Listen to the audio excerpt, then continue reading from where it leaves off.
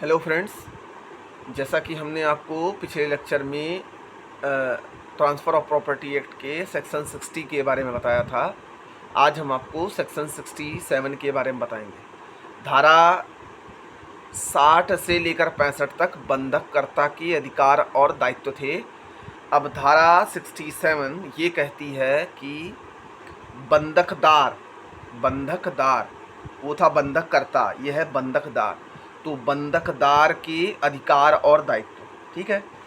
तो धारा 67 में सबसे पहले बात की गई कि पूर्वबंध या विक्रय का अधिकार है, मतलब बंधकदार को विक्रय का अधिकार है। अब विक्रय का अधिकार कैसे होगा कि मान लीजिए कोई बंधककर्ता बंधकदार से कुछ पैसे लेता है, उसके एवज में अपनी संपत्ति उसके कब्जे में रखता है, ठीक है, या कोई कागजात उसके कब्जे में रखता है, या कोई चीज़ उसके कब्जे में रखता है, ठीक है। और बंधककर्ता सही समय व सही स्थान पर, निश्चित समय या निश्चित स्थान पर बंधकदार के पैसे को नहीं लौटाता है, तो बंधकदार को नहीं लौटाता है तो बंधककर्ता और बंधकदार के बीच में एक करार ऐसा किया गया कि अगर तुम सही समय पर उस पैसे को नहीं लौटाते हो तो हम तुम्हारी संपत्ति को बेच सकते हैं, ठीक है। तो हमें ट्रांसफ़र ऑफ प्रॉपर्टी एक्ट 67 ये अधिकार देती है कि बंधकदार को विक्रय का अधिकार है।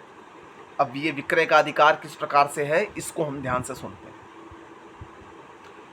विक्रय वाले बंधकदार से भिन्न या ऐसे विलक्षण बंधक वाले बंधकदार से भिन्न जिसके निबंधन द्वारा वह पूर्वबंध करने का हकदार है, किसी बंधकदार को पूर्वबंधवाद संस्थित करने या किसी भोग बंधकदार को अपनी वैसी हैसियत में सशर्त विक्रय वाले ऐसे बंधकदार को अपनी जैसी हैसियत के विक्रय के लिए वाद संस्थित करने का प्रतिकृत करती है, ठीक है।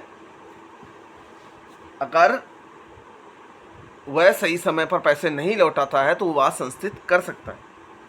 उस बंधककर्ता को जो बंधकदार के अधिकार उसके न्यासधारी या विधिक प्रतिनिधि के हैसियत से धारित करता है, जो संपत्ति के विक्रय के लिए वाद ला सकता है, पूर्वबंध वाद संस्थित करने का प्रतिगत रखती है, ठीक।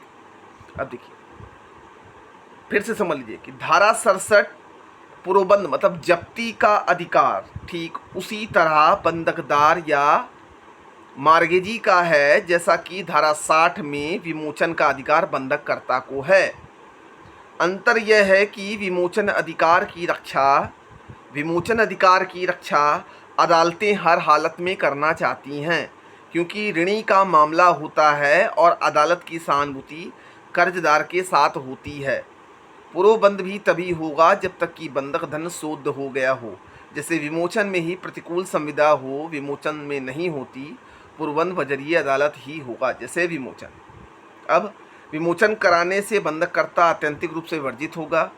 बंधकित संपत्ति बेच दी जाए ऐसी डिक्री होगी, ठीक है। पूर्वबंध या जप्ती तभी हो सकेगी जब तक विमोचन की डिग्री प्राप्त नहीं की गई हो, बंधक धन अदा न कर दिया जाए या निक्षिप्त न कर दिया जाए।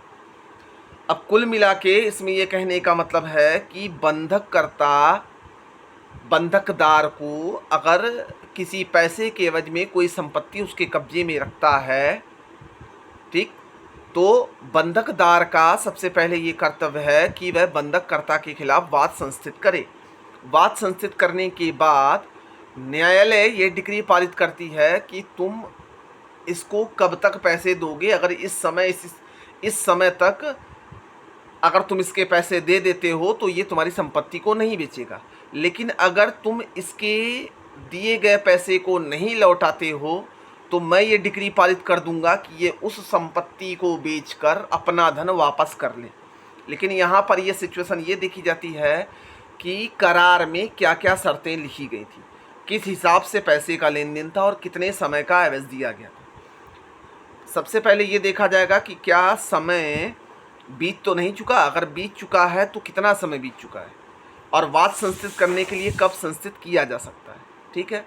तो इन सारी शर्तों को देखते हुए बंधकदार के अधिकार और दायित्व के बारे में बताया गया, जिसको हम धारा 67 कहते हैं, जो कि ट्रांसफ़र ऑफ प्रॉपर्टी एक्ट के अंतर्गत दिया गया। हम उम्मीद करते हैं कि आपको ये वीडियो समझ में आया होगा, और समझ में आया है तो वीडियो को शेयर ज़रूर करिएगा। तब तक मिलते हैं हम नेक्स्ट वीडियो में।